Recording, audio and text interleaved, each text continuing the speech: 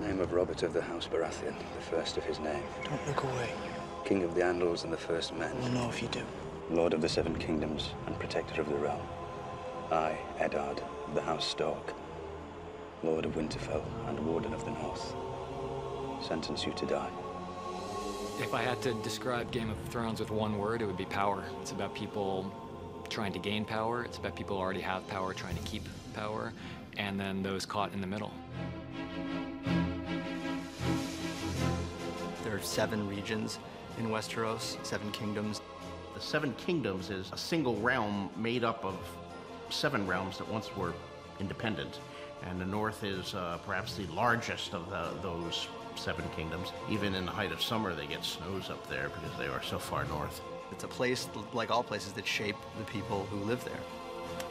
Winterfell is the major castle, the seat of House Stark.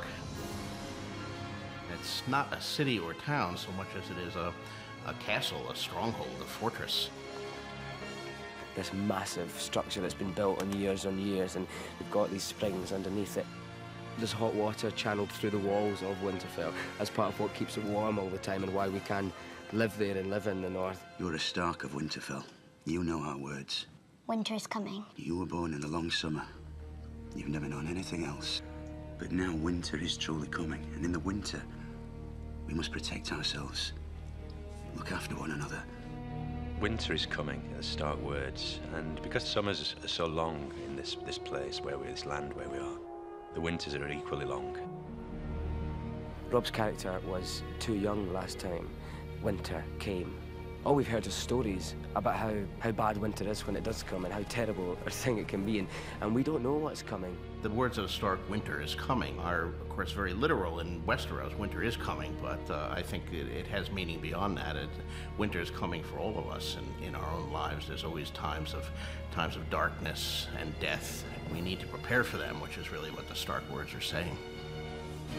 So every house in Westeros has its heraldry, and the Stark heraldry is a direwolf. Direwolves existed in the real world. They were actual prehistoric wolves, larger than any wolf that exists today. Ned Stark is the Lord of Winterfell, Warden of the North, childhood friend of the current king, Robert Baratheon. You've got fat.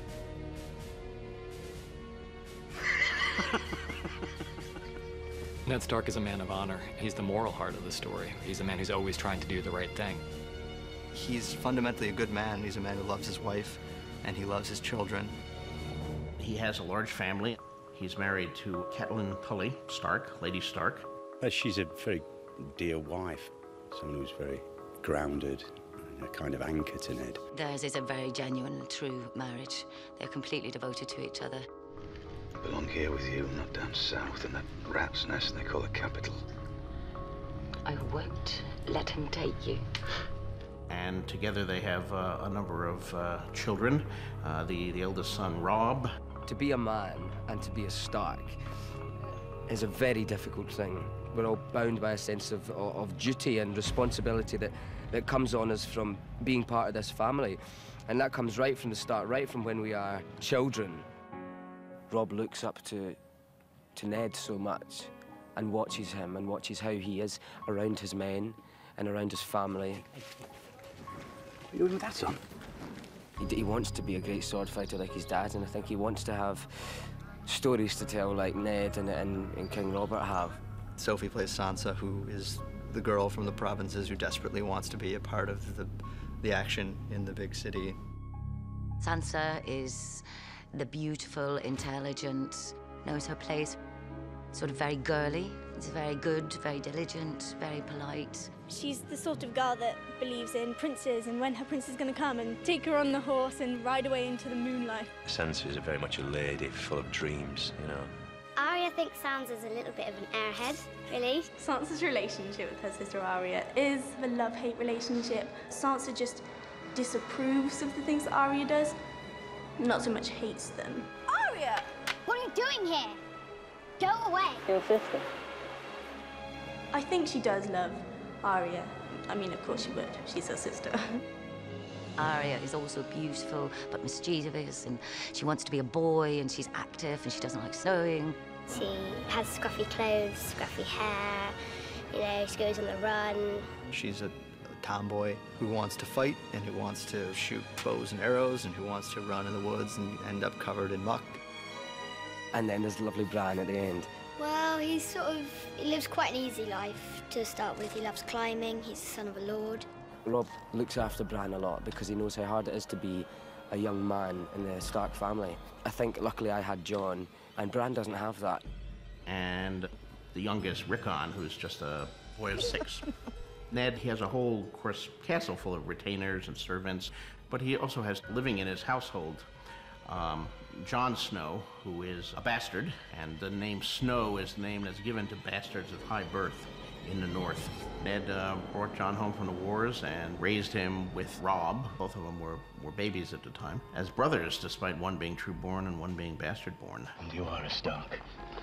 You might not have my name, but you have my blood. He's grown up with the Stark family, but he's not one of them. Catelyn, my wife, obviously knows that I had a son with someone else when she was carrying one of my children. And so it's always a very delicate, sensitive point when Jon Snow is around. Lady Catelyn is uncomfortable with Jon Snow, to say the least. I would obviously say that Jon Snow's problems with his stepmother are purely his stepmother's fault. Catelyn has never felt that she should mother Jon. It's not an easy relationship at all. She resents him. I want you to leave. I think Jon Snow and Robb Stark are very close. Go on, Tommy, share him good. He's never met a girl he likes better than his own hair. They've dealt with everything together, and especially in a world where men don't share their emotions and don't talk to each other, I think Jon and Robb have maybe been able to get away with doing a bit more of that. Arya and Jon have a close relationship. I think Jon can identify with Arya a lot more because she's a bit different. The strain comes when it comes to Jon's secret history. He doesn't know where he's come from, why his father did what he did. Obviously he doesn't know his mother. Is my mother alive? The next time we see each other, we'll talk about your mother. Ned Stark is a by-the-book man who is also a fierce, essentially at the heart of it, a very fierce warrior and a leader of men, but was never meant to be. He had an older brother who was killed. Ned's father and his own elder brother were killed by the preceding king, one of the things that set off the revolution. He was very brave, your brother. Your father, too. Nobody deserves to die like that. But you just stood there and watched. 500 men just stood there and watched. Ned's younger brother, Benjen, is a ranger of the Night's Watch. The first ranger's role is to ride out beyond the wall, keep the wildlings at bay. The wall is an ice wall. It's 800 foot high and 300 miles long. The Night's Watch protects the realm against a band of people called the Wildlings who live beyond the wall. I'm the first ranger. The job is out there. There have been disturbing reports. What kind of reports? Kind I don't want to believe. Winter is coming. Winterfell's one of the first places that get hit by everything that comes and everything that comes with it, the weather, the supernatural elements. After the wall, it's us that guard the north, the Starks.